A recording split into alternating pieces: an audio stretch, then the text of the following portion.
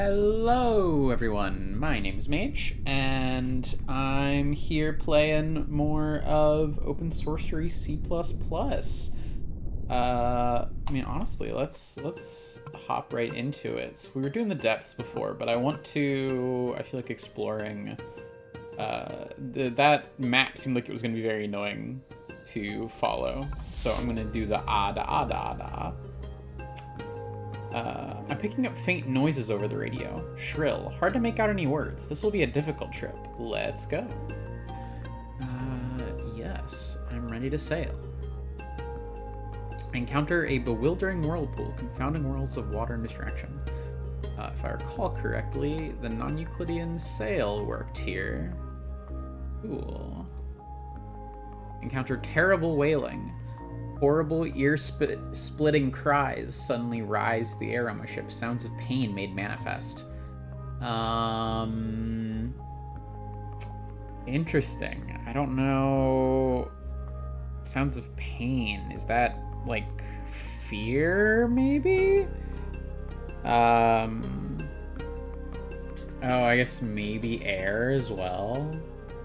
I don't feel like order will work here. I wish I could cast the spell, or... Oh, wait a second. This reminds me. I need to pick... I got an aquarium in the last time. I have to go see if I can put the octopus in the aquarium. I will go straight back there after making this trip. Fear. The opposite, I don't have any fear. The opposite of fear is love, which I do have.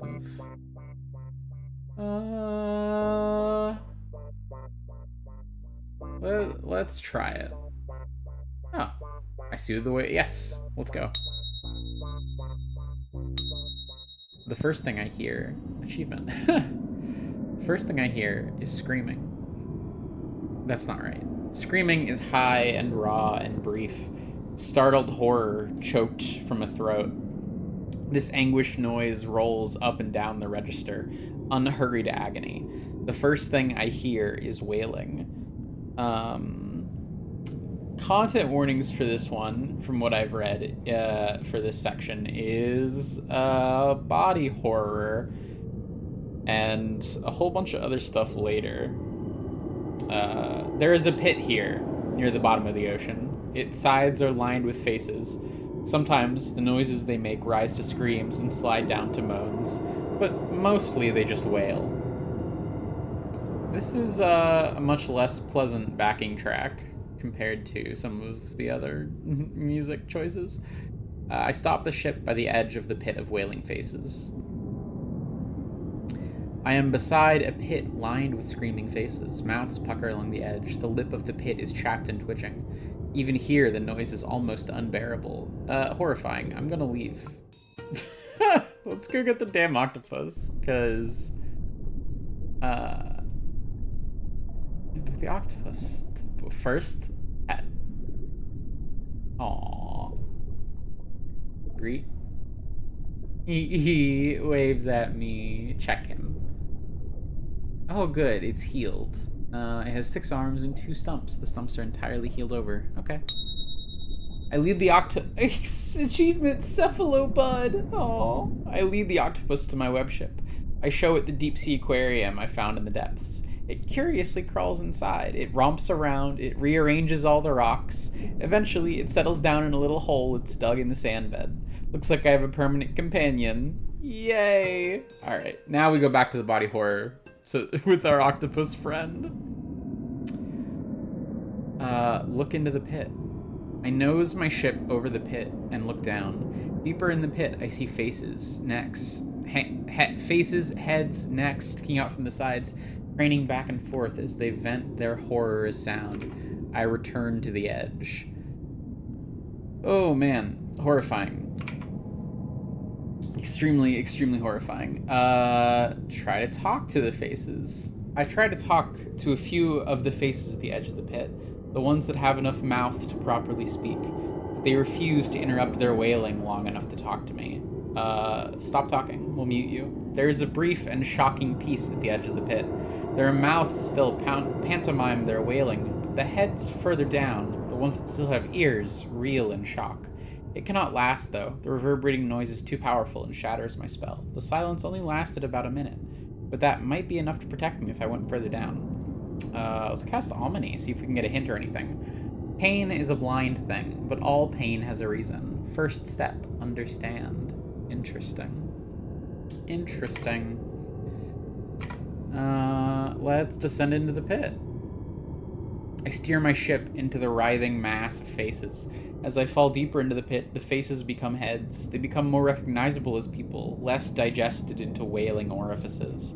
It is somehow more terrible to still be able to distinguish them as individuals, but see them all locked together in this one cacophonous action.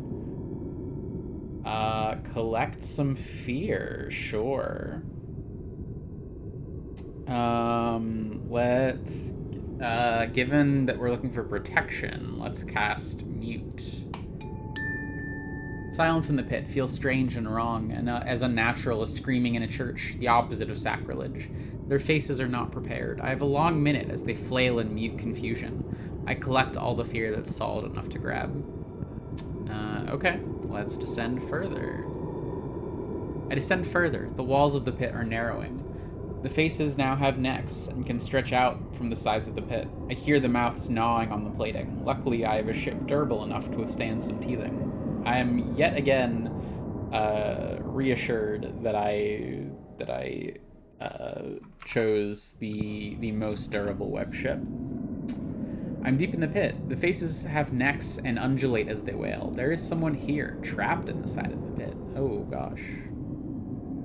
There is a person here. He is lashed to the wall, held by the faces. Teeth dig into his legs and arms.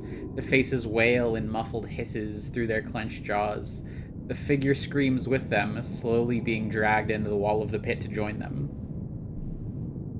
Yeah, let's cast a spell to gather information. That seems good. Make sure that you are very well equipped before you try to save Matthias. I don't know how I could be more equipped, so I guess I'll try to save Matthias.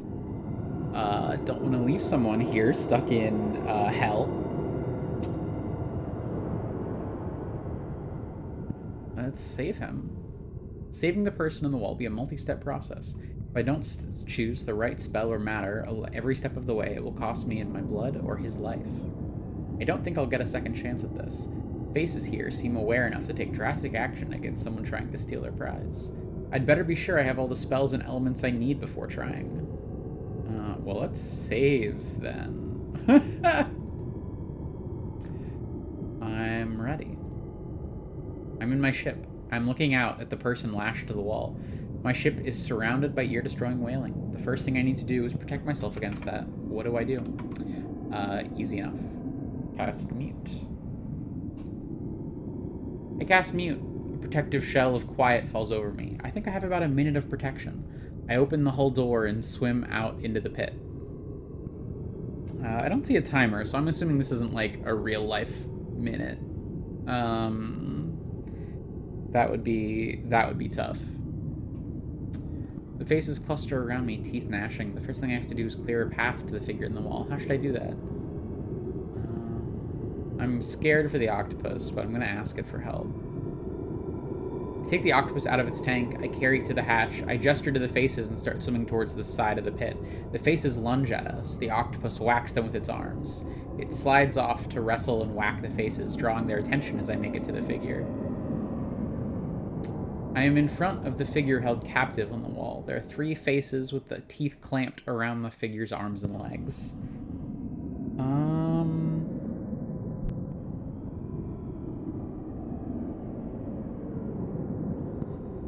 Sorry, I had to sneeze. Let's target the faces.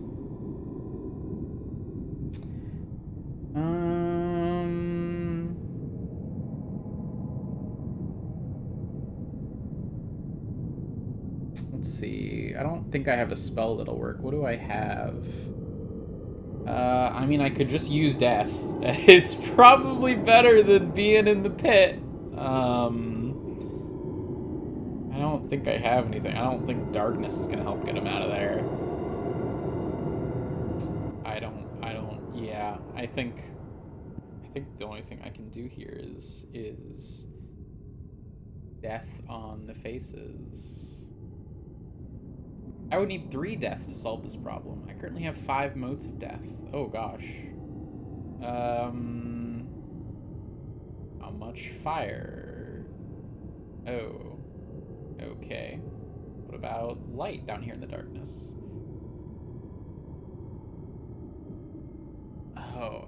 Oh gosh. I tried to use a mode of light to shock the faces and ward them away from the figure. Alright. You know, I'm a safe scummer at heart. I don't want to waste that. I'll go through this again real quick. Ask the octopus to help. Target the faces and use death to solve the problem. Feels a little mean, but it's honestly probably better off. I use motes of death to kill all of the faces. Their whales are cut off, and their features suddenly go slack. I slide the figure out of their loosened grip. I have the figure. Now that I have their prize, all of the faces have turned their attention to me. I should get back to my ship as fast as possible. How should I do that? Let's see what happens if I just swim as fast as I can. Carry the figure back, swimming with an arm around him. I'm not very fast, and some of the faces wrestle with me. Crushing molars leave bruises. 3 health. That's fine. 3 health is fine. I'd honestly rather lose 3 health, I think, than any of our resources. I reach the ship and haul the figure through the hatch. The octopus slams back in beside me. It slips back in beside me. I slam the hatch door. The figure abruptly stops screaming and mercifully falls unconscious. I awkwardly drag him to the cabin bed. The octopus tries to help. The peep flutters anxiously about. Achievement: Rescue the Lord. Oh. I drop the figure onto the bed. I get my first good look at him out of the chaos and darkness of the pit. He's dressed in the Ragnan remnants of a uniform, a forest green tabard over chainmail, all torn to rags and scrap. He's solidly built, in a practical way, more blacksmith than bodybuilder. I'm sure I couldn't carry him if we weren't underwater. There's a silver circlet on his head. It's perched on top of a pair of gray horns. Also, his skin is blue. Not drowned blue, sort of I'm not human and my skin is supposed to be this color blue. Okay, well, I'm glad it's supposed to be that color. Is this some kind of, like, ogre? Maybe? I don't know. Horns and blue skin? I mean, kind of seems right. Check him for injuries. I can see through the torn clothing that his arms and legs are badly bruised. There's some blood on his head. He doesn't seem to have a head wound, though. I think it came out of his ears. There are scars on his chest, 2 long horizontal lines, but they look old and have a precision of surgery, not struggle. Transmask King, maybe literally. Check him for weapons. Not wanting him to wake up confused, afraid, and armed on my ship, I frisk him. I find a dagger in his boot, and another up his sleeve in a mechanism that is both spring-loaded and terribly broken. Probably one of the faces chewed on it too hard. I confiscate the weapons, dashing them in the cockpit, just until I know who he is. Try to wake him. I speak to him. I shake him gently, no response. I'd better just leave him until he wakes up on his own. He's been through a lot. Okay, well, let's leave him to rest then. Let's go further down. The pit narrows below me. The faces have teeth-like cleavers, long, sharp, and flat. My ship creaks and quivers disconcertingly as the wailing around us increases in pitch. I am extremely concerned about going any deeper. Well, I'm not. Just kidding, I am.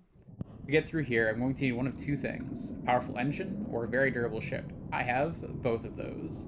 Content warnings for the area below: misogyny, abuse, ableism, self-harm, bullying, dementia, chronic illness, eating disorders, homophobia, transphobia, PTSD, cancer, pet death.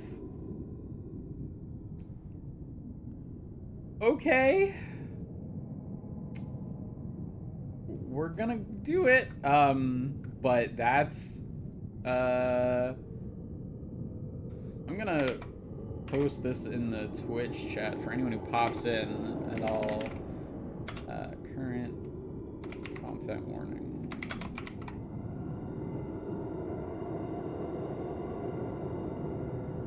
I'm gonna Post this in the Twitch chat just so that anyone who pops in knows what's happening, and I will send another message indicating that that is done when we leave. Because, wow, that's a lot. We'll descend and trust the toughest of my ship. The heavy debugger is solid, and I safely descend.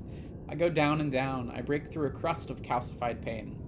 Suddenly, everything is quieter. I am at the bottom of the wailing pit. Achievement, bottom of the pit.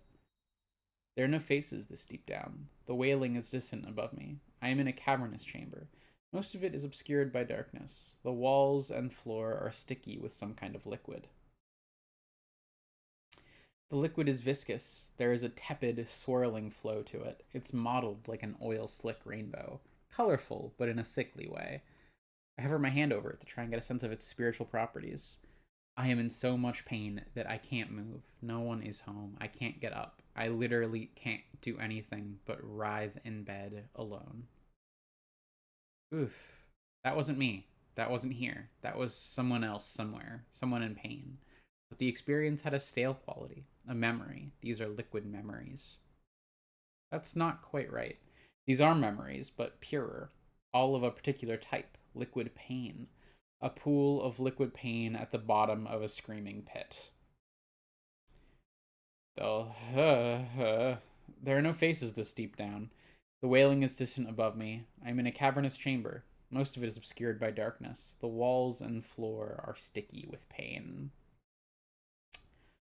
Let's cast Omni. Every choked scream, every bitten back curse, pain that can't be expressed has to go somewhere, so it leaks out of the physical world, drips down through the web, and collects here. Okay. Let's try illuminating. I cast light on the situation. My awareness of the cavern expands. The first thing I see is pain. Pain seeps in from holes in the walls. Some are narrow cracks leaking trickles of unhappiness. Some are tunnels oozing agony.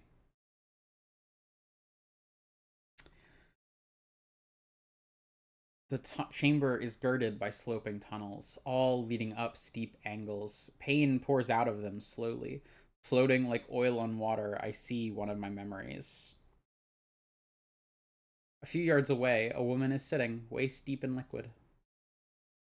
Let's pick up my memory. I reach out to take my memory. I touch it. It burns me. I flinch back. Disturbed by my touch, it sinks into the liquid pain. Fuck. Reach down after it. I can sense flashes of blue in the liquid pain pool below, familiar flickers of my memories, but I can't quite make out where they are. I'll have to feel around for them. I can think of very little. I want to do less. Well, let's do it anyway. I lean out of the hatch of my ship. I gingerly sink my hands into the oily layers of pain. My mind is filled with other people's memories. It's all so intense. I need to identify which ones are mine. The first memory. You have breast cancer. I heard those words, and then had to go about my day-to-day activities for the next 8 weeks, as if everything was normal. Well, there's no indication that this is Pisces. This is not my memory. On my 30th birthday, my mother told me that my dad was not my biological father. She said I couldn't tell him I knew. She made it my job to tell my sisters. Every Father's Day, she calls me to ask when I'm going to do that. I don't think this is my memory. I walk from car to car on the subway. I tell the same story. Lost job, lost home, kids. People don't look at me. People don't want to see me. People don't want me to exist. Not my memory. I saw my grandmother's message to my mother on an AOL instant messenger screen she forgot to close out. Not much, just a doctor's name, some unusually solemn words. Google told me the doctor dealt primarily in brain cancers. I went through the day as normally as I could for my brothers. I'm nauseous all the time. I can't eat anything but toast. But the doctor said there's nothing wrong with me, so maybe I'm crazy. And I'm losing weight, so that's good. I'll just try to keep down water and dry heave into a trash can. Fuck doctors who do that shit. Yeah, fuck doctors who do that shit. Yeah, that's, yeah, yeah, no. Dad's talking again. Oh god, can I say that on Twitch? Oh shit. I mean, I'm gay, but uh I just won't say anything. Christmas is I gotta learn to censor myself. I just won't say anything. Christmas is only so long, and then I can get back to Andy. Andy? That was the name of Decker's husband. Surely. Surely this isn't Decker's memory from the first Open Sorcery, right? I don't know. It might be. But it's regardless, it's not mine. She'd be happier without me. No way to tell if this is Pisces. I'm wheeling myself slowly down a ramp. I get to the bottom. Someone behind me hisses, finally. A woman with a stroller scowls at me as she speeds past. Excuse me for fucking existing is something I don't have the energy to yell after her. Now this, given that Pisces breaks bones a lot and can't walk, this feels like it could be Pisces. Let's try. I try to absorb the memory. It slides back into my mind with a satisfying familiarity. It is whole, and within it I find a piece of a spell. Discovered part of spell Suffero. Pain listener equals new pain listener. MyBody.log. Chronic illness. Work 3 jobs and maintain the house. As your body swells, you feel really lucky that the most people think of you is you're getting fat. It isn't fat. It's the body attacking itself. Fuck healthcare. There isn't a damn thing affordable. Deeply, deeply fucking true. I mean, this one, could be Pisces. Pisces has some kind of bone disorder. Let's try it. Oh, it clashes painfully with my mind. Lost 1 health. This was not my memory. Okay. The first time I figured out that my mother's boyfriend was cheating on her, I confronted him. I had never felt so small in my own home. I didn't tell my mother. I was afraid he would hurt me if I said something. I don't think this is my memory. When I was 12, I was drugged, assaulted, and then left for dead in a ditch by my then boyfriend. He had actually tried to kill me to make sure I wouldn't talk, but I survived. My parents didn't know I'd gone out with him that night. I don't remember getting home. I think I climbed back in through a window, treated my wounds myself, and never told anyone. I stayed with the guy that did it for 6 months after that. Ugh. Every time I get a yes, sir, and it's not worth correcting. Every day that I get a hey, man, and it's not worth saying something. Every time I get a he, him, his, and even when I correct the person, they don't hear me because they don't understand what I mean when I say she, her, hers. I'm trying to be polite. I'm trying to stand up for myself, my gender, my identity, as you smash it to pieces without even knowing what you're doing. I don't think Pisces is trans femme, but this one feels like my memory, even if it's not Pisces. When I menstruate, I have internal bleeding, a constant cycle of blood where it shouldn't be, and scar tissue formation and pain. Nothing I say will stop it, so ignoring it is how I pretend to feel okay. Yeah, fuck doctors that ignore that shit too. Fuck. I'm excited about the parrot I finished making out of Legos, but no one cares, so I don't tell anyone. There exists all kinds of pain out there, and this one is extremely real. Customers don't care if you have a headache. Customers don't care if your period just started and your uterus is stabbing you. Customers don't care if you want to cry. Customers don't want to see any sign that you exist to do anything other than to scan their item and take their money. So smile. Oof, also very real. I hate hugging Aunt Pam. She smells like powder and her nails hurt my arms, but I have to pretend to like it. Hey, don't make your kids hug family members or friends that they don't want to. Quick tip. For all you parents out there, don't make kids hug people. It teaches them that they don't have any control over their own bodies. It helps enable abuse, and it sucks. In addition to just being miserable for the kid. But anyway, not my memory. I hate hospitals. Contempt born of familiarity. Mom is thirsty. I use a moat of water to fill her glass without getting up. We talk about stupid little things. because for the first time in my life, I'm too scared to ask for the truth. Well, Pisces is a water sorcerer. So let's try. Discovered part of spell Suffero. Listener.on pain equals new function pain. Set timeout. Experience pain. 1 minute. Interesting. The first man I loved didn't feel the same way back, but stayed in touch with me for 5 years, and I stuck with it, hoping he'd eventually change his mind and figure out I was the faithful one and love me back. I finally cut him off because it was killing me.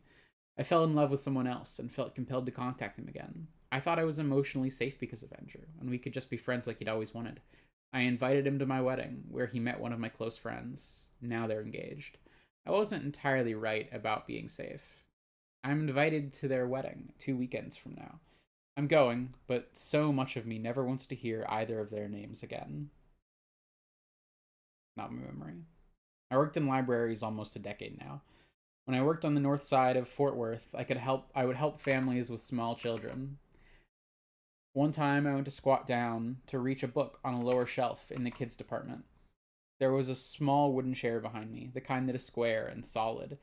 Anyways, somehow I misjudged the distance, or didn't see the chair, and basically I sat on the corner and landed right on my tailbone. It hurt like a bitch, but I just kind of gritted my teeth, handed the family their book, and waited until they had left to limp back to my desk.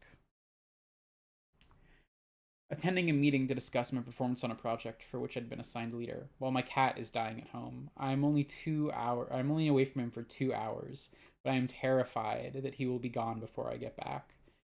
The whole meeting, I feel like my insides are being clawed out and pulled back to my home. My eyes prickle. I keep them wide to push the tears back. I push my nails into my arms and hands to keep my mind at work. He doesn't lift his head when I come back. But he chirps as I call his name. Oof. Fuck capitalism, right? My mom knocks to use the bathroom without knowing what I am about to do. I quietly put the knife in my hoodie and go out to my room. I go to my room, throw my hoodie out the fourth floor windows, cry, and go to bed. How many times can you ask for help with your neuroses before it becomes a burden to your friends? They're a lot to handle. They're unstable. They're better in doses. They're better in theory. I've chosen not to ask this question. I just don't say anything when I have my attacks. We moved to a different part of the country when I was 12. I didn't have the easiest time adjusting, but after a few years, I met my boyfriend and it got better. During an argument with my dad, he said something that triggered my memories of how lonely I had been. I walked away and started crying. He asked what was wrong. I didn't want to tell him. I knew he wouldn't understand. But he kept pressing. In the end, I tried. I really tried to explain, and he laughed at me. I never mentioned it again. Don't laugh at your fucking kids when they're trying to express the pain they have to you. The constant feeling that I'm alone in a world full of people who can't seem to accept me, understand me, love me. I'm just too odd. It's worse because I understand love as physical affection, hugs, high fives, snuggles, something that is socially frowned upon outside of dating and rarely offered. I don't want sex. I just want touch. Why is that so hard? Understandable. My mother is crying, and I'm holding her, and I'm being okay. She needs me. My mother needs me to be strong. The world is breaking, and I'm being okay. My mother is crying. Mom and dad are yelling again. I'm trying to do homework. Y minus 3 equals 4x. Y equals 4x plus 3. Y, Y, Y, Y. Is it me? Aww. He touches my thighs, and it feels like slime. But if I tell him to stop, he might get angry, so I just laugh and scoot away. Oof. My leg is burning. It's not on fire anymore, but it's still burning. How? Why? What does that? Harvey is crouched beside me. I wish he wasn't there. Thank God he was. He's too young to deal with an adult in this much pain. So I dig my fingernails into my kneecap and tell him, "Good job," in a steady voice. "Go find the rest of the class," to get him out of the room. Now, this feels like Pisces, given the leg and pain. Discovered part of still suffer. Listeners not add listener. Let's try and compile that. Requires 1 fear. That makes sense. Good thing we just got some.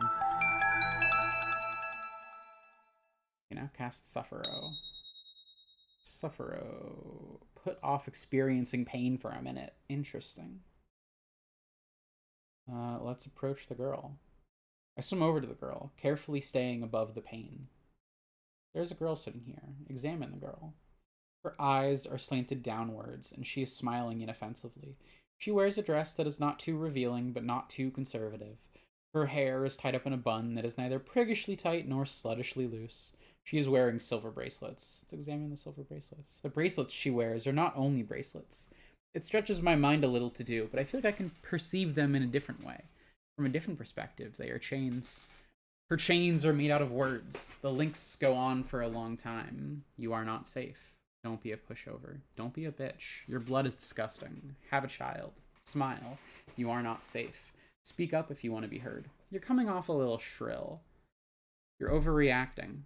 How can I know what you're thinking if you don't tell me? You are not safe. When are you having kids? That's not very ladylike. Is it your time of the month? You are not safe. Sweetheart. Baby. Honey. Sweetie. You are not safe. She dresses like a slut, so why shouldn't she be treated poorly?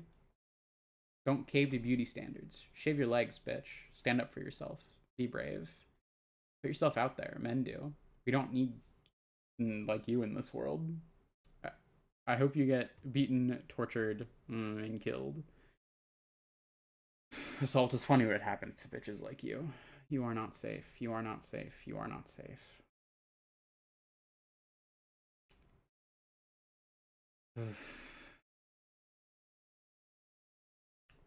Talk to the girl. She tries to speak to you, but she cannot find the balance between forceful enough to be heard and soft enough to be ladylike, so she says nothing. She smiles apologetically. Oh, yikes. So, we have the patriarchy trapping this girl. See her in a different way. I try to perceive her in a different way, like how I changed her bracelets into chains, but it's harder. The bracelets wanted to be chains, or the fact that they were chains was so true, it was easy to see through the falseness of one form into the truth of another. A person is more complex. I'm not skilled enough in this sort of perspective shifting to see what different people she could be. She probably comes from somewhere in the deep web. Maybe if I found her home, I would understand her better. Huh. I wonder if that's that area that I saw beneath the deep or whatever. Let's go back up. Let's leave the pit and go to the depths. Let's check out spider. Sorry, there's a content warning for spiders? I haven't seen any spiders down there. Okay. Worrying. Alright. Current content warning. Spiders.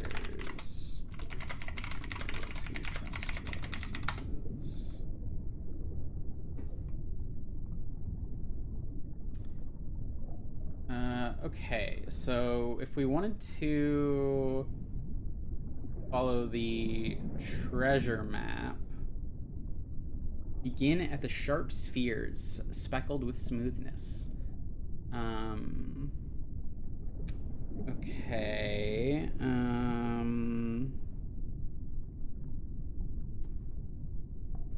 Interesting. Okay. First thing I'm going to need to do is strive until I drive until I start experiencing the what is it, synesthesia. I don't know if it's about depth. Oh, yeah, this appears to be, yeah, okay. So we're looking for begin at the sharp spheres speckled with smoothness. Okay, sure.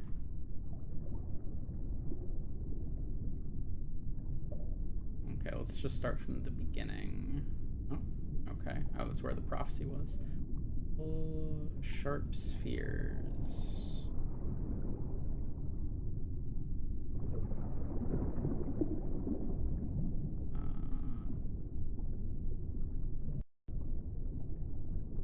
Rough spheres. Soft and cold blobs. Sharp spheres, speckled with smoothness. Okay. Treasure map. Go visit the sharp squiggles. Okay, which one of these is sharp squiggles? No. No. Sharp squiggles. Okay, let me check the bottom to make sure that's not also. Okay, cool. So we go strings to get to the sharp squiggles, and then go trumpets to more sharp squiggles. Okay, so we go up. Inventory, treasure map.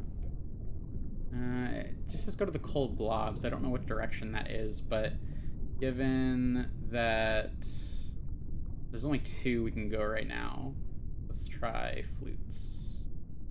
Cold blobs. Right? That's what it said. Yeah, go to the cold blobs and then go trumpets again.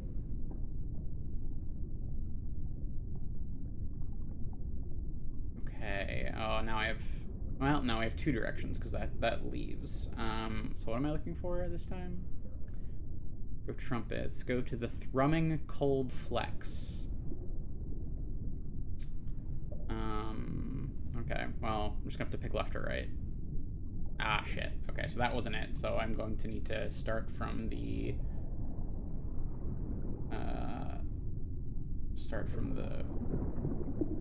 Sharp spheres speckled with smoothness.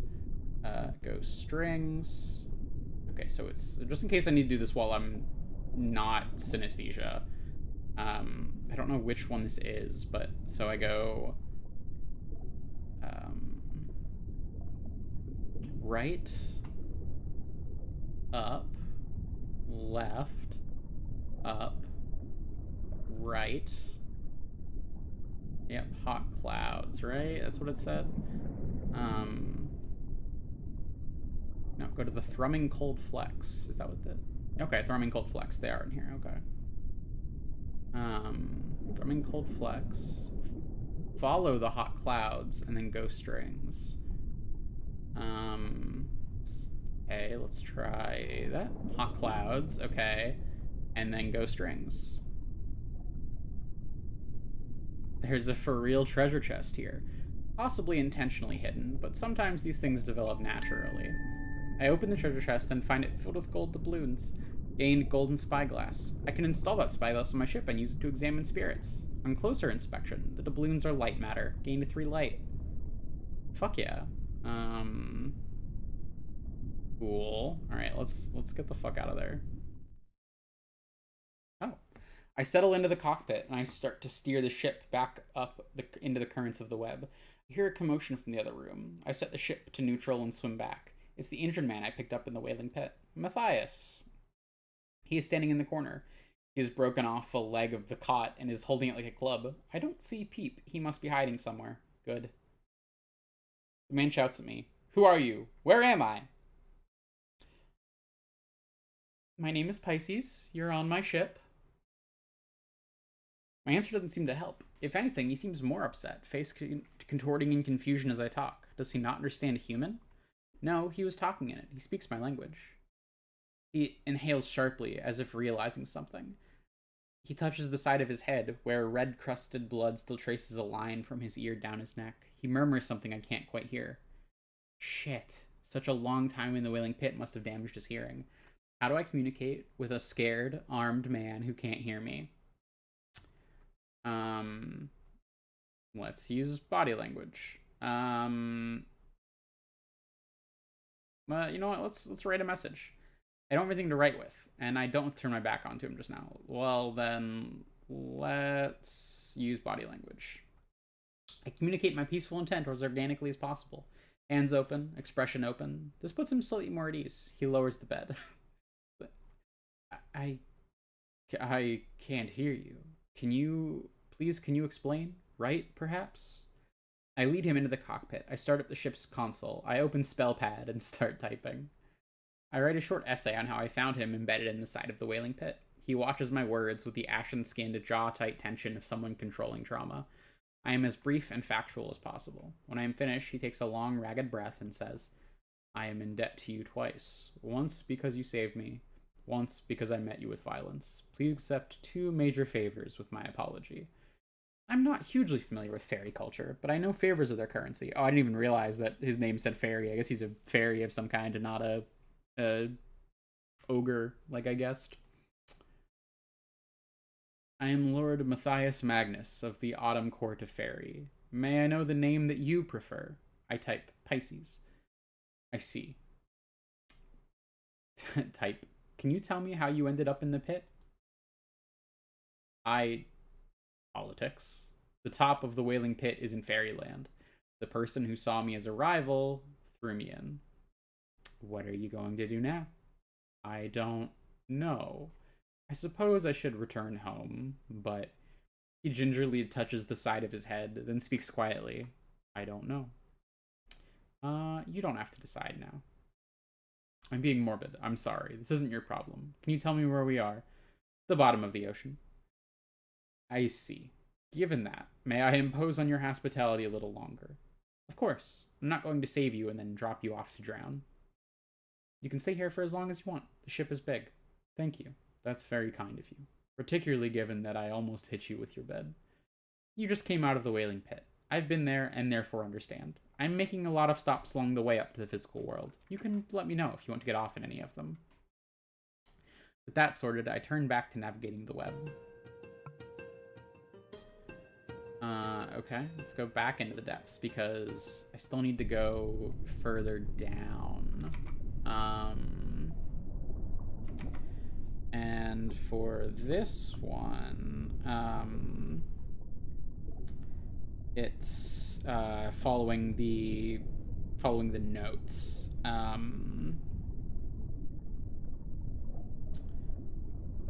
So starting from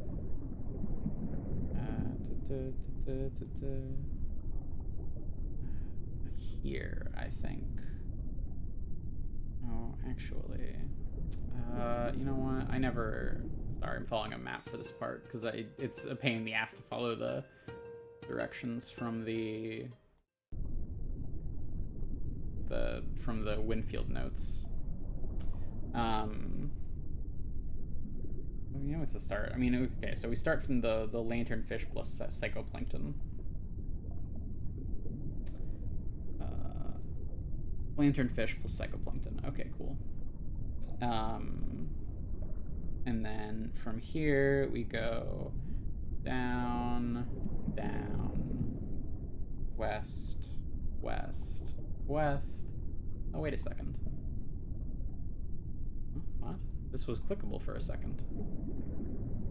God damn it. What, did I hallucinate that? I'm gonna hallucinate. Not hallucinate. I'm gonna go back. Okay, so it was down, west, west. Yeah, okay, I'm not... Oh, shit. I don't know why I wasn't able to view it from there. That's very interesting. Are the parts, are they ship parts? Gas cap, right? Or no, gasket. It is a ship part. Oh shit. Let's autocomplete that. One order and 2 ship parts. So sick. Interesting. I don't know why I had to do that. From maybe it's all about the journey that I got here from. I don't know. West. Okay, I can go down, and so down, and yes, okay. Below me is utter smoothness, beyond anything I've ever seen before. I could go deeper. It could not be more clearly dangerous. The space outside is pressurized with feeling and shockingly cold. Notes from a doomed expedition led me here. There's literally a skeleton decorating the entrance. But I really, really, really want to know what's down there. What do I do? Content warnings. Spiders. Okay. Here's the spiders part.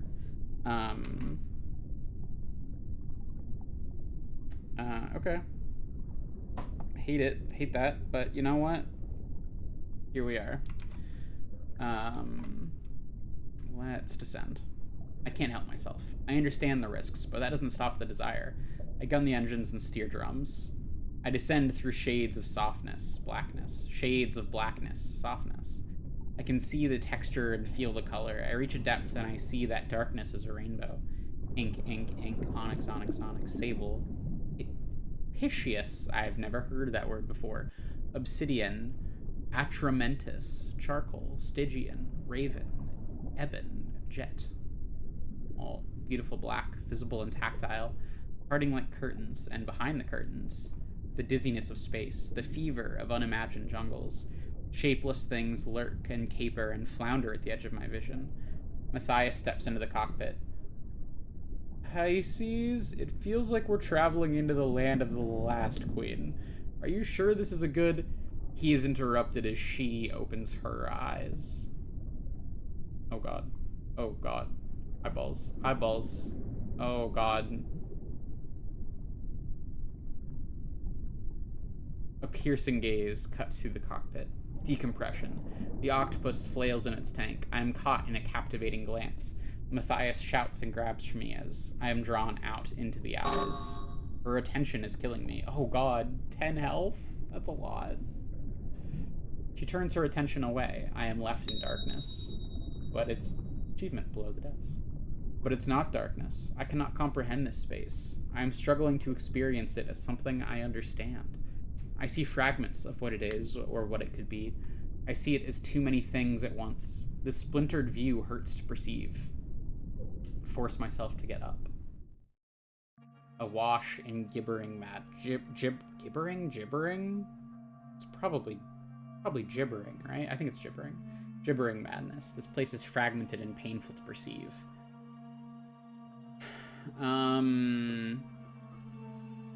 There is a silky, gaseous shroud that I can't see beyond. This object is girded by pulsating black flesh. Open air. White plaster wall. Pulsating black flesh.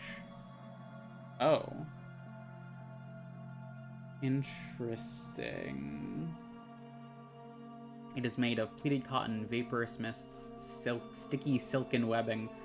Pleated cotton. Its color is egg white white. Egg white white! Cheerful light blue. Gray and full of swirls.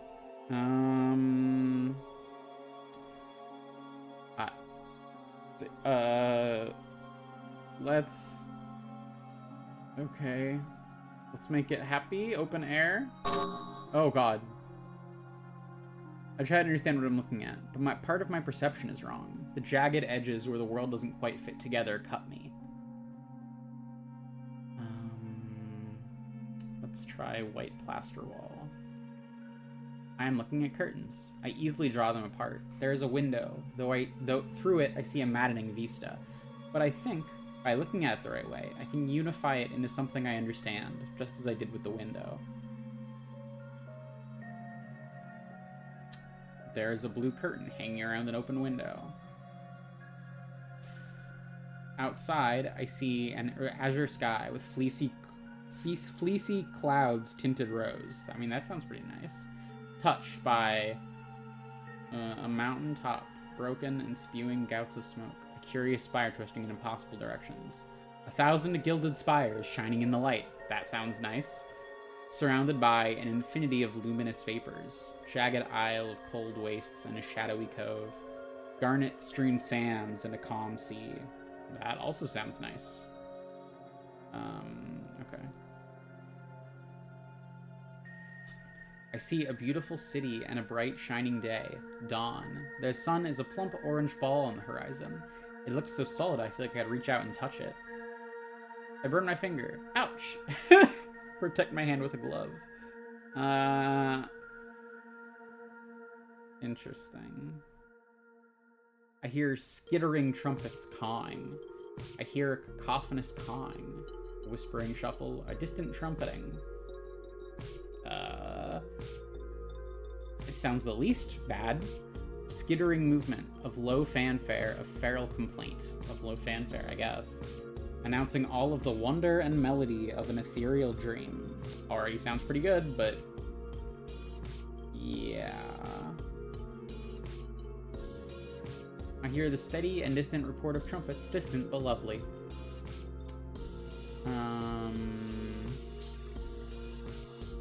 Okay. There's a clock here. The clock is an ancient sundial whose mysterious shadow is cast even at night. It reads 12. Okay. There is a way south. The exit is made of bone. It is girded by 2 twisted trees. The exit is made of wood.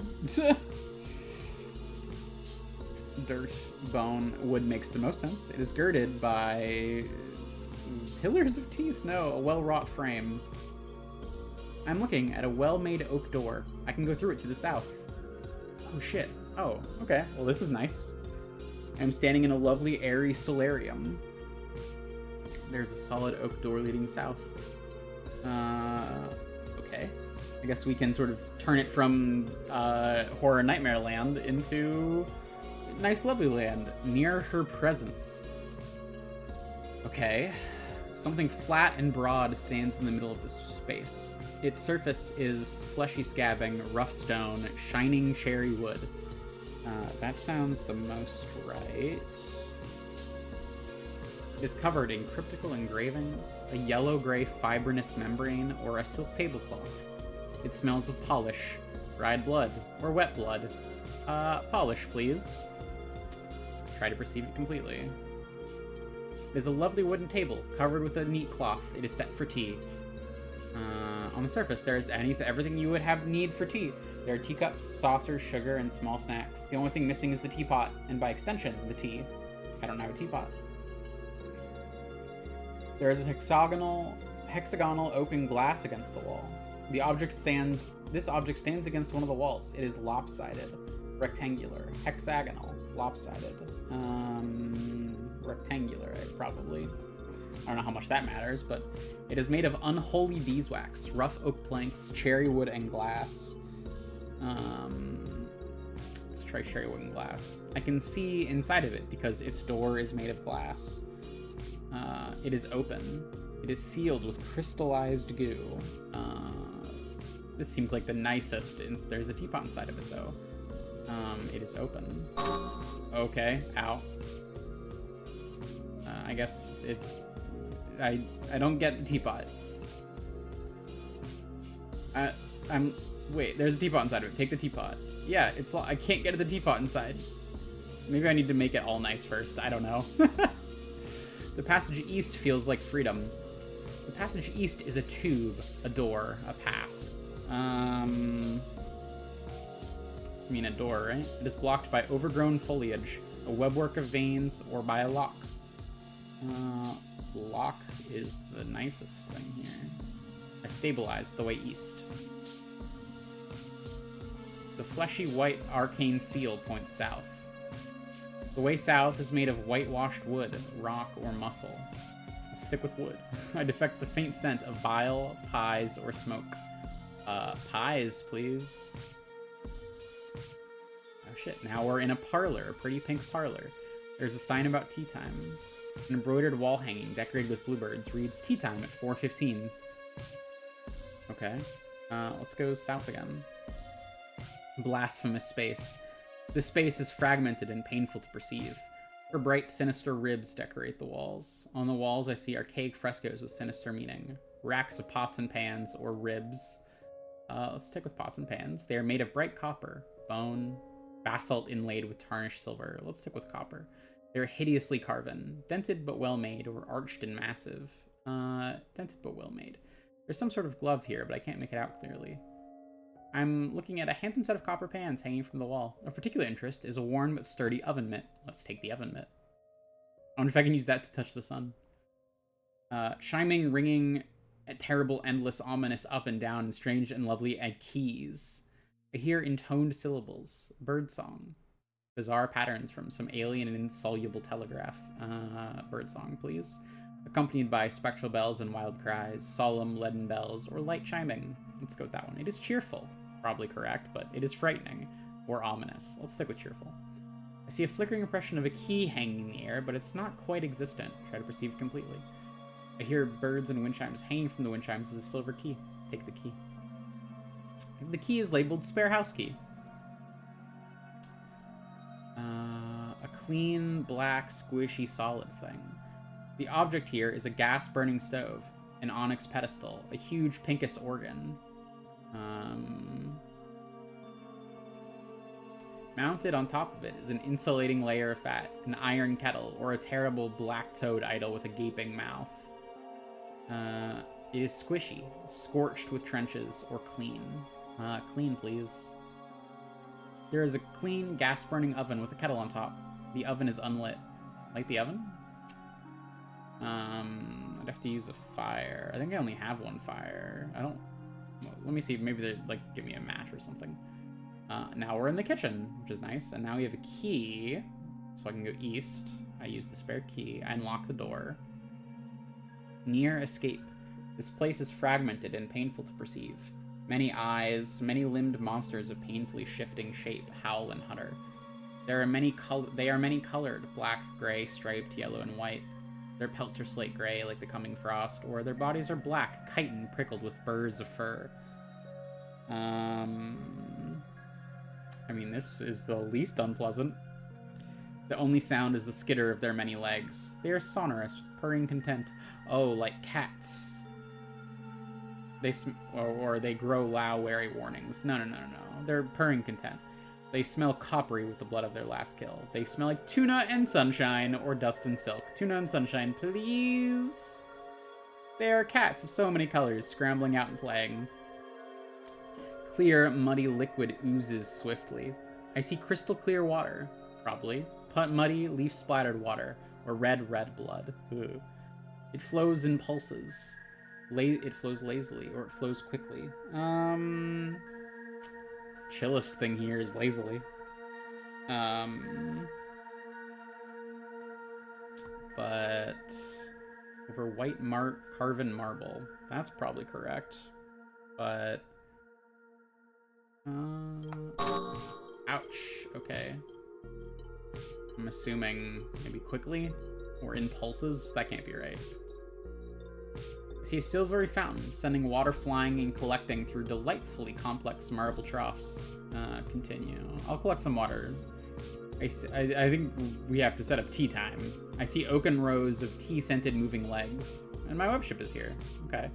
I see spreading oaks, flowering bushes, or giant spider legs. Horrifying. They are organized and well-kept. Gnarled and ancient, or slowly moving. Let's stick with organized and well-kept. The air smells of loam, sulfur, or sweet floral scents. Let's go with that one. The loam smells pretty good, too. I see neat rows of well-kept Camellia sinensis tea bushes.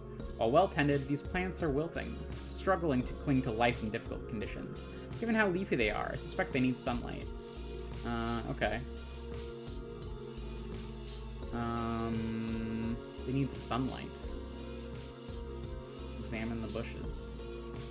Oh, okay, well now that it's lit up. Tea bushes. These bushes have begun to spread and thrive in the bright sunlight of the courtyard. Take some tea leaves. I have no way to neatly store the leaves. I don't want them to get all over my USB drive of holding. But why not? I can store so many refrigerators in this bad boy. And my web ship is here. I enter my ship. Matthias catches me in the hatch. Matthias, you're alright. Are you alright? I'm fine. What? I belatedly remember that he can't hear me. Oops, I forgot. I nod. I spread my hands to show how fine I am. When she took you, I thought, I don't know. It's dangerous to be taken by a queen. Mouth the word, queen? This is where the last queen lives, or possibly the last queens, depending on which legend you listen to. Motion for him to continue. I don't know much about her. Them. It said she dwells below because seeing her true form will drive you mad. Let's apologize to him. Matthias voice is filled with fear and concern. I suddenly feel terrible for having dragged him out of one pit just to toss us down another, just to satisfy my own curiosity. I want to apologize, but it's too complex an idea to do through clumsy gestures. Use ASL. What? I guess American Sign Language wouldn't work in the language human. Use the ship computer. I start to lead him back to the cockpit, but halfway there I feel stupid. Matthias isn't angry, I'm just doing this to relieve my own guilt. I leave him to check on the ship. Despite the fact I distinctly remember the ship being cracked in half, it appears completely undamaged. I check along the hull where I'm sure I saw it split open. I find curious, tiny markings, like someone chain-stitched the metal back together using spun strands of the same metal. The octopus is fine and happy to see me. I look for Peep.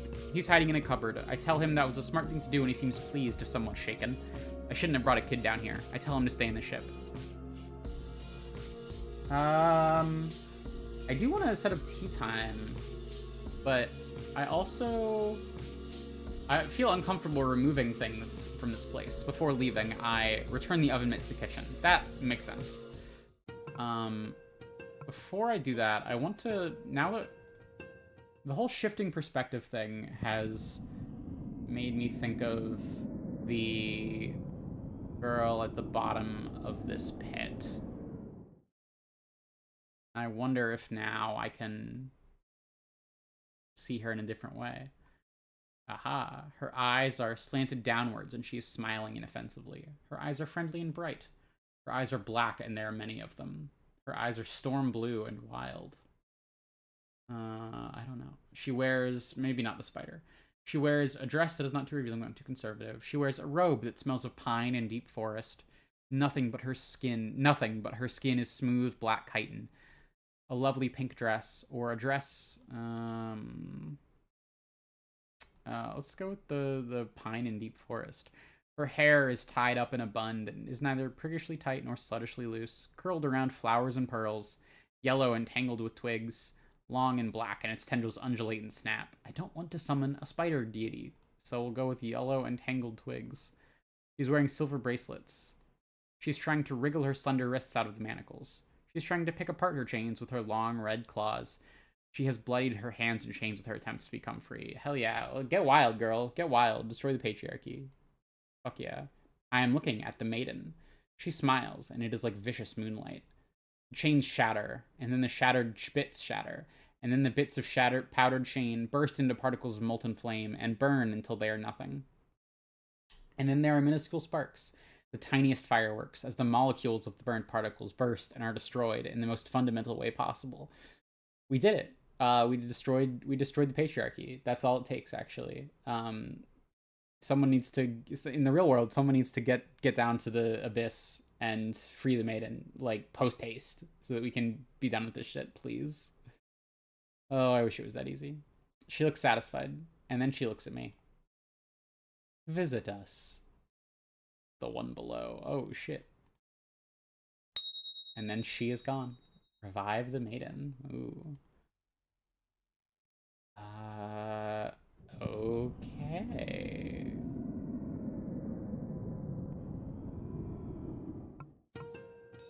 Well.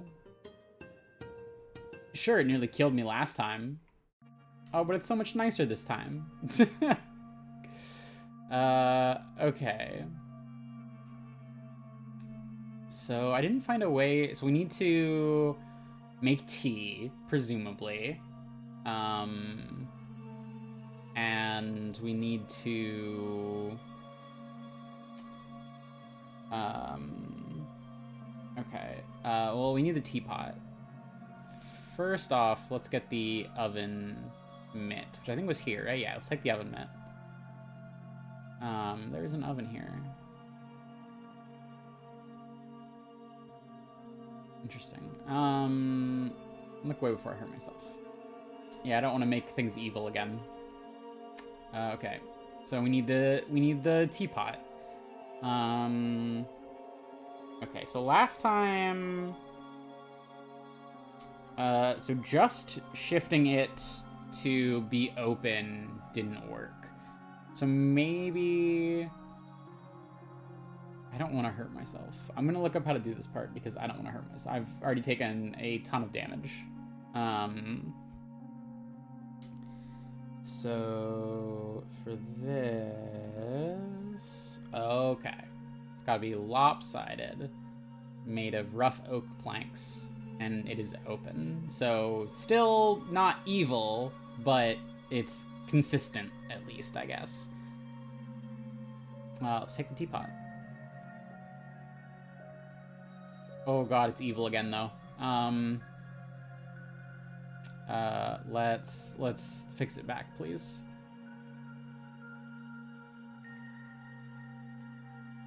Okay, all right, but now I have the teapot. That's good. Is there anything? Oh, the sun. Let's get the tea first. So if I get some water in the teapot, and then get some tea leaves in the teapot, and then I need to boil it. That's how you make tea, right? I've only recently started liking tea, and even then only like specific kinds of like chai with an extreme amount of honey and milk, because I am a baby. But it's pretty good. It's pretty good.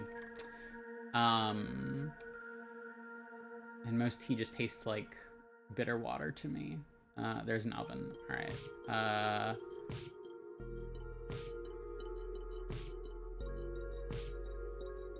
Let's light the oven. I don't know what else to do, so we will light the oven with our fire. There's an oven here. Examine the kettle. Let's boil water. I pour the cold tea out of the teapot and into the kettle. I let it stand until it boils. I pour it back into the teapot. Okay, so now we have tea.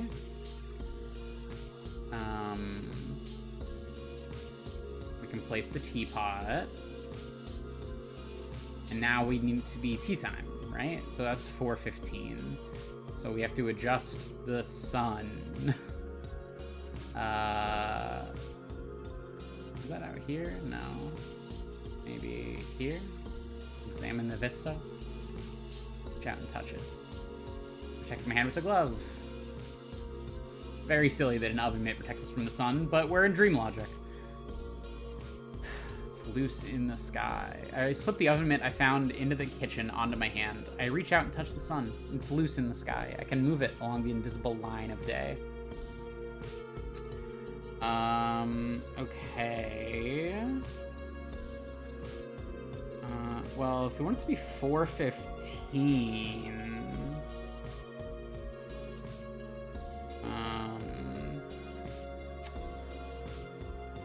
I think it'd be mid-afternoon, right? There's a clock. Oh, it's 12:30. Oh, not even close.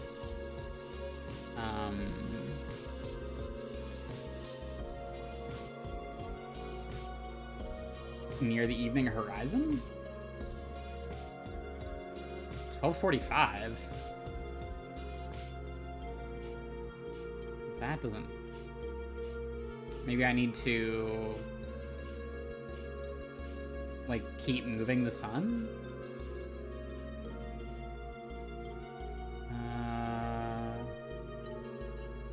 Put it near the dawn. No, it's just back to there.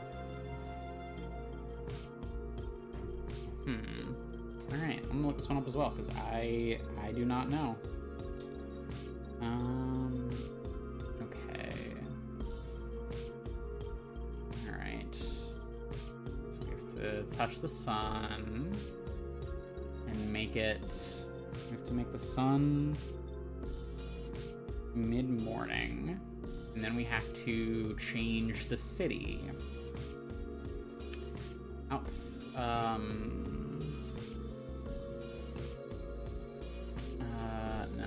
it's outside. I can see ominous dark storm clouds, tense with the expectation of thunder, touched by a mountain top broken and spewing gouts of smoke, surrounded by a jagged isle of cold wastes and a shadowy cove. I see a dark wasteland crowned by a massive black mountain. No, not a mountain, a volcano. It looks like it might erupt soon. The moon is full. It is so clear and huge in the sky. I feel like I reach out and touch it, and we have to move the moon. And we will make the moon a blood moon. Okay. And now we can fix this back to Happy Land. Okay, now it is 4:15, which makes it tea time. I am standing in a pretty pink parlor. She is here. Her eyes are hazel and touched with crow's feet. Solid black, and there are 8 of them. Storm blue and wild. Isn't it normally Mother Maiden Crone? But here we have... because we know the Storm blue is the maiden. Hazel touched with crow feet. I mean, she could be the crone or the mother. And then the spider, I guess, is the last one, actually. She wears a cloak of webbing that spreads out infinitely, or a sensible housecoat, or a tattered robe covered in strange symbols. Her hair is black and smooth, soft and gray, yellow and wild and yellow. She is darning socks, idly cutting the threads of the web about her, or spinning the shadows into thread. Wait, which of these is the spider?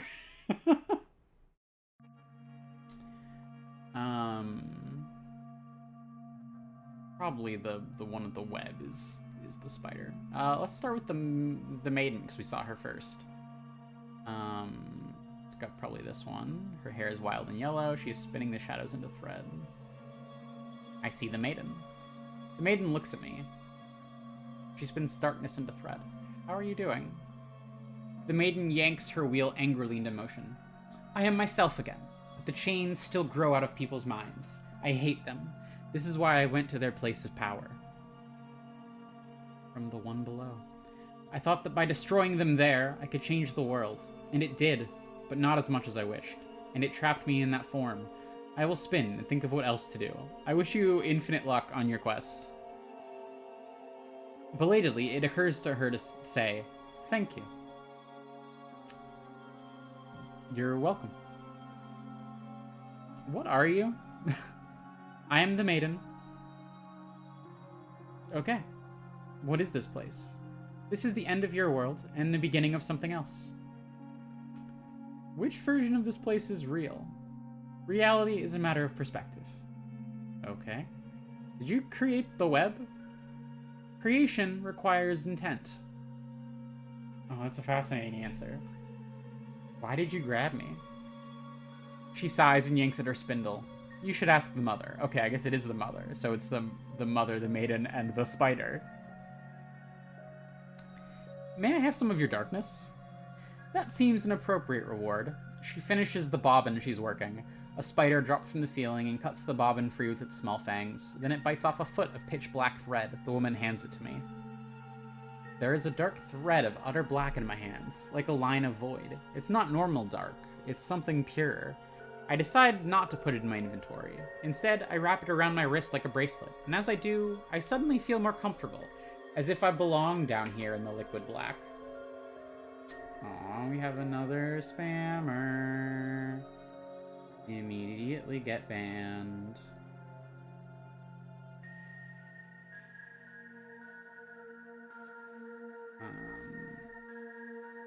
Okay, cool.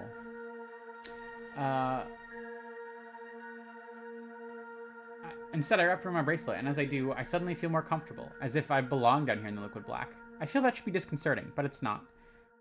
The maiden's blessing. My ship is now protected from the darkness of the deep web. Holy fuck? Cool. Well, if we should talk to the mother, let's talk to the mother. Her eyes are hazel and touched with crow's feet. She wears a sensible housecoat. Her hair is soft and gray. And she has darning socks. I see the mother. The mother looks about the lovely parlor. She is inside. Sun shines in from the solarium in the courtyard. The smell of pies wafts from the kitchen. What a thoughtful thing you are.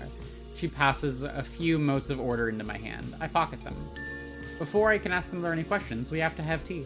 When I drink it with her, the tea is rose hips and fills me with powerful warmth. Recovered 20. Okay, alright. That's a big relief for how much HP we spent getting down here and exploring down here. There are shortbread cookies that are quite good. She darns socks as we drink. What are you? I am the mother, dear. What is this place? My parlor, dear. Okay, you know I didn't mean that, though. Which version of this place is real? They are all true, dear. What you saw at first is true as well. But I am so glad you managed to interpret it in a way that it's not hurting your poor little mind. We don't get many visitors. It's so nice to have company. Did you create the web? Not really, dear. At least not in the sense that you understand the word create. Why did you grab me? There are many reasons I might have taken you from your little ship. Perhaps I wanted some company, my dear. We get so little company. It's so pleasant to have something puttering about. Or perhaps, if you had gone deeper, you would have broken. Your mind is very flexible to be able to go about here, but not that flexible. Interesting. Well, you know what? Let's talk to the spider. Sure, why not? Ah, wait, oops. Try to perceive her completely. I see the spider. The spider picks up a cup between two long legs. She draws the cup to her fangs. She crushes the cup and eats the tiny soaked porcelain. She offers me a scone. Accept the scone, sure. I eat the scone. It skitters down my throat. It moves in my guts. It improves me. My maximum health has been increased by 5. The spider eats another teacup. Okay. The spider hangs in the center of her web. Occasionally, she reaches out, draws a strand of silk to her fangs, and severs it with a bite. What are you? She gestures to everything. What is this place? She points to herself. Did you create the web? She shakes her head. She pauses. She nods. Interesting. It's kind of a different answer from the other two. Why did you grab me? She gestures as if I should ask someone else. Okay. Well, fascinating. Fascinating. I don't have anything else to do here, I think. Let's leave. Yep, definitely take the oven mitt back.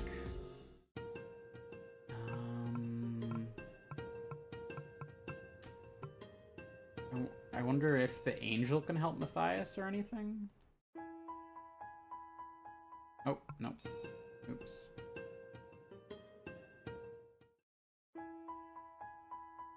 Talk to solve. If so, I don't know the answer. Swim north. Just in the bed. Ah, shame. Okay. Let's, I think we only have one way to go. I don't think I had anything else to do in the Lost Souls diner. Are they still having fun with their, yeah, they're still eating diner pie. How much? Oh shit. Thanks, Deb. Thanks so much for lending a hand to that group from Roanoke. I was right, it is Roanoke. I thought we'd never get to bust those tables. Have some hot chocolate on the house. Cover 5 health. Yo, 30 out of 45 HP. We've never been this high. Let's talk to the waitress. Hey, honey, what can I help you with? Can I order something? Just give me one of any matter or motive. I'll give you a dish that suits it. It's a little game I play to pass the time. Pastry for matters, caffeine for motives. I've got a limit of 3 per customer, though. Don't want to run out. Does my free sample count towards the 3? No, honey. That's free in every way. Okay. I don't feel the need to spend that right now, but also get to jam to this, like, sick music again.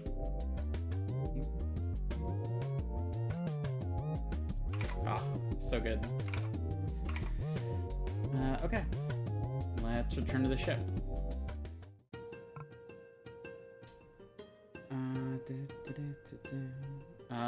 Go up, I guess. Only way to go.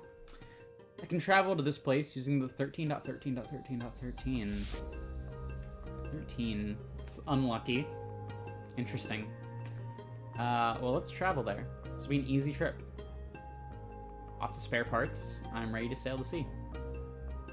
I encounter an evil whale. Not an evil whale.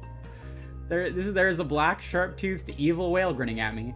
Corpses hang half out of its mouth, and it casts a shadow of pure blackness. This seems like Dark and Death.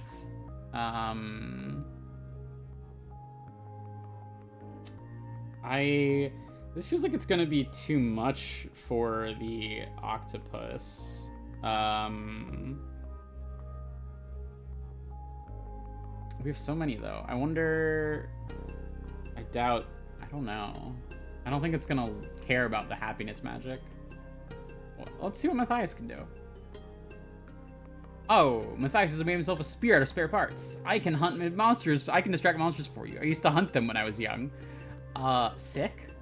Yeah, Matthias. Kick ass. Matthias swims out and distracts the monster, fainting and then swimming away. The whale eats him. No, he's fine. We're fine. Easy trip. I'm heading toward the barrier where the deep web becomes just the web. Or the abyssopelagic. Oh, that's a fun word. Becomes just the web. Bathopelagic. I'm becoming concerned. Different depths have different qualities. The deep web is saturated with relationships, thick and liquid. But the next level up, the web, is not necessarily that way. It is closer to the surface that is the physical world. It is less dense with emotions, and its air acts like normal air. You can't swim through it. You have to walk, which I can't do. I can keep my web ship pressurized and liquid, but when I leave... As I think these fretful thoughts, I see a blue light brightening through the water in front of the ship. It is the brightest memory I've seen so far. It pulses and shines like a beacon. I steer towards it. Most important memory, most formative memory, most painful memory. Interesting. The light leads me to a Goyat? This game has me looking up so many words, and I'm pretty good with vocabulary. Goyat, also, I gotta look at pronunciation. Gyo. Okay, I guess it's Gyo. A gyo, also known as a table mount, is an undersea volcanic mountain with a flat top that sits more than 200 meters below the ocean's surface. Gyos are formed when seamounts, which are volcanoes that build up from the ocean floor, rise above sea level, and then submerge over time. Interesting. Oh, of course, it's a Swiss-born American geologist, Arnold Guyot. Fascinating. A seamount with a flat top. Why don't I just click on the word? I am on a flat, black stone plain. To the south, I see a mound. My ship is here. The area is dominated by a pile of objects. In the pile, I see chains, pink slips, retail name tags, divorce papers, syringes, thumb screws, belts, crutches, pill bottles, chains. Okay. On top of the pile is my wheelchair. Get my wheelchair. I swim up to the top of the pile. I feel a rush of relief. I'd been so worried about how I was going to get around without it. But the relief drops into cold dread when I realize it's broken. That's why it's on this pile of awful, sad trash. I find it the only way I have of getting around, and it's broken. Okay, no, wait, don't catastrophize. Look at it. What's actually wrong? Maybe I can fix it. The wheels are missing. Okay, that's pretty okay. I can fix that. As long as they weren't chewed up by a sea monster, I can fix that. I need to get a look at the axle. As long as the axle's undamaged, we're fine. The chair is wedged into a mound of broken toys. I start trying to pull it out. Oh god, something seeks its teeth into my back. Life is meaningless. I create meaning. I feel so tired and stupid and pointless. Feelings pass. There's nothing more to look forward to. I'll make something to look forward to. No one really loves me. I suspect that's a lie. The hungry ghost? We're dealing with the hungry ghost? Oh shit. The main antagonist of the first game? Interesting. And this is before then, I think. So this is before the hungry ghost ends up at the bottom of Toby's closet. Oh boy. Well, aren't you a tough little morsel? All grit and muscles. I doubt your marrow is worth gnawing through your bones. I've dealt with your kind before. Clearly, you know how to wrestle darkness. And you understand that your soul is water. I respect the power in that knowledge. Who are you? Me? I am no one. Just a ghost. A ghost with an appetite. What does a hungry ghost eat? People. Nothing so crass as flesh. I eat the weak slurry that remains in people when despair has rotted their core. Delicious. Why did you attack me? What do you do when prey wanders into your home? That's my chair. Is it your chair? And you want it back? This icon of suffering? This memorial to loss? You want it back in your life? Well, that's some ableist bullshit. This thing that allows me to move around easily. Yes, I would like it back. That's true. That is some ableist bullshit. I know pain. And I know that it is plastered deliciously over that object. Yes, because it's broken. When it's fixed, it will... I hesitate. I don't need to explain this to you. Sure. Where are the wheels? One was stolen from me by the Grindilo. One fell off and was swallowed by a sea monster. One I gave to the Kappa to be polite. And one I gave to the troll in exchange for poison. The hungry ghost settles on a mound of discarded wedding rings. Have fun. Flipper the bird. Absolutely. Explore the nest. I swim around the nest looking for anything else of mine. And behind one of the mounds of sad objects, I find a well. Stone, circular, complete with a mountain bucket. What an odd thing to find deep in the ocean. I don't have a coin. Let's look down the well. The well goes deep enough that I cannot see the bottom. Swim into the well. I swim into the well. For about 20 yards, I am swimming down. Then abruptly, I am swimming up. Sudden change in orientation is dizzying, and I have to brace myself against the stone wall. Keep going. I keep swimming, now ascending. I reach the top of the well. The second to the top of the well. The first difference I notice between this one and the top of the well I come from is that this side opens into thin air. This means I've left the deep web and reached the web. This well must be a web link. Oh, interesting. Oh, this is how she connect. This was the well that's in Toby's closet in the dark there. Okay.